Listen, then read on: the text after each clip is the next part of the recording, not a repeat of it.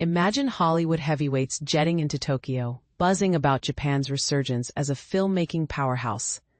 But is this the start of genuine cross-cultural innovation, or merely the latest trend in global production?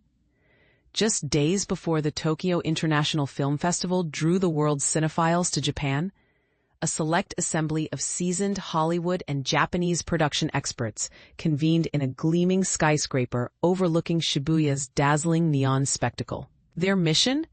To unpack the surging allure of Japan as a prime destination for international content creation. For decades, Japan has been a cultural giant, influencing everything from anime to pop culture worldwide. Yet Hollywood has often viewed it as a logistical nightmare for shooting films and TV shows. Think about it. Intricate permits, language barriers, and high costs have historically deterred producers. But a fresh wave of fascination with Japanese storytelling, fueled by hits like manga-inspired series and blockbuster movies, is flipping the script, prompting many in the industry to reevaluate their preconceptions. This summit unfolded amid Japan's skyrocketing profile in the global production scene. The yen's unprecedented depreciation has slashed costs, making shoots more budget-friendly than ever. Coupled with a lineup of standout projects, such as FX's epic Shogun and the Oscar-sweeping Godzilla -1, Japanese intellectual property, that's the creative assets like stories, characters, and brands that drive franchises, is proving irresistible. Streaming giants like Netflix and Apple TV Plus are ramping up their Japan-based productions, and local authorities are rolling out enhanced incentives to capitalize on this creative surge and foster long-term growth. We've witnessed a string of remarkably successful films and series that are drawing more producers to Japan with open arms, remarked Janet Yang, the outgoing president of the Academy of Motion Picture Arts and Sciences, a key figure at this intimate gathering. Titles like the massively popular Demon Slayer Infinity Castle, the box office revitalizer Kokuho, and Oscar darlings Godzilla -1 and Drive My Car are just the tip of the iceberg. Fingers crossed, this is only the launch pad, given the vast reservoir of talent across Asia and the evolving landscape in Hollywood, where collaboration with Japanese creators is gaining serious traction. But here's where it gets controversial. Is this newfound enthusiasm sustainable? Or could it fizzle out like past production booms in other regions? The Tokyo event was orchestrated by Japan-based outfit Studio Muso and their Southeast Asian counterpart Indochina Productions, the team behind The White Lotus Season 3 in Thailand.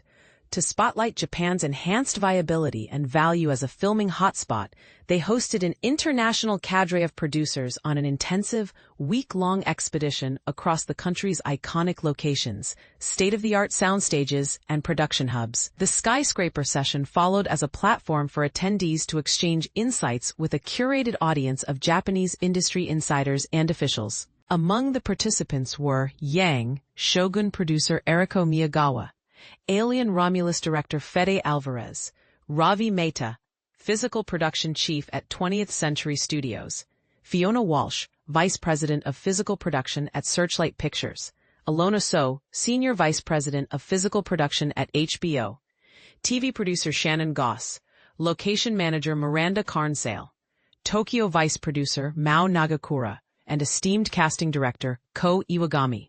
Nicholas Simon, co-founder of Studio Muso and Indochina Productions, explained that the gathering aimed to spark the same productive public-private partnerships that propelled Thailand to develop one of the Asia-Pacific's most enticing film incentive schemes, backed by a skilled workforce and top-tier facilities. We've learned that government partners are eager to craft effective programs. They just need direct input from the industry to refine them, Simon shared. Through MPA advocacy, Thailand's film office initiatives, and private ventures like ours, amplifying successes such as The White Lotus, Thailand has crafted a compelling ecosystem. He continued, "Our objective here is to ignite similar dialogues, enabling Japan to harness its unique strengths and attract major productions that amplify its narratives on a grander scale." Japan's Ministry of Economy, Trade and Industry administers a cash rebate initiative, reimbursing up to 50% of eligible expenses for large international film and TV shoots, capped at 1 billion yen, roughly $6.6 million per project. Attendees praised the scheme, but urged tweaks to boost its appeal for big studios. Currently approved annually, it breeds uncertainty for long-range planning in an industry that maps out projects years ahead. Plus, applications are limited to narrow quarterly windows, hampering flexibility. And this is the part most people miss, the subtle challenges that could derail Japan's rise if not addressed. Numerous adjustments could render the program more intuitive and dependable for overseas producers, noted Nagakura.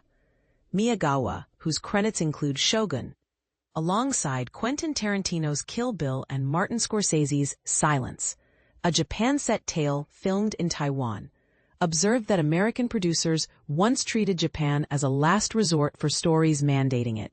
Yet ventures like Tokyo Vice are shifting perceptions.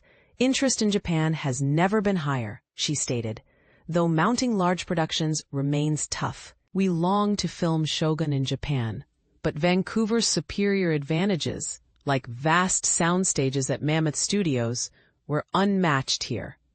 Without equivalent infrastructure, opportunities slip away.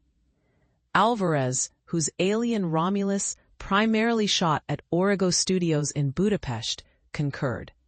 Infrastructure gaps can be a real setback, he agreed. Conversely, Japan's intangible perks shine through.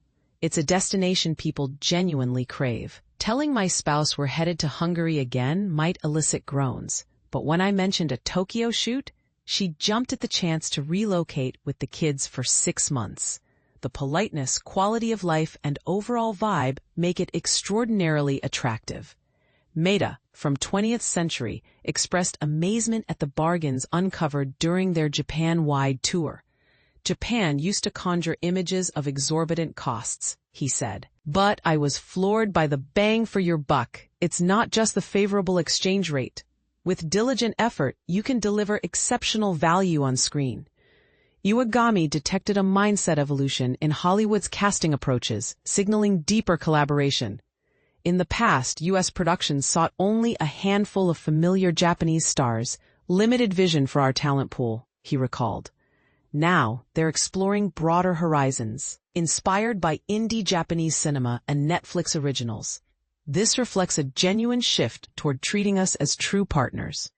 As Japan steps into the spotlight, one can't help but wonder, is this collaboration a win-win for global storytelling, or does it risk diluting local voices in favor of Hollywood's blockbuster machine? What do you think? Should incentives prioritize infrastructure over short-term rebates? And is a cultural collaboration truly reciprocal or just opportunistic? Share your opinions in the comments. Let's discuss.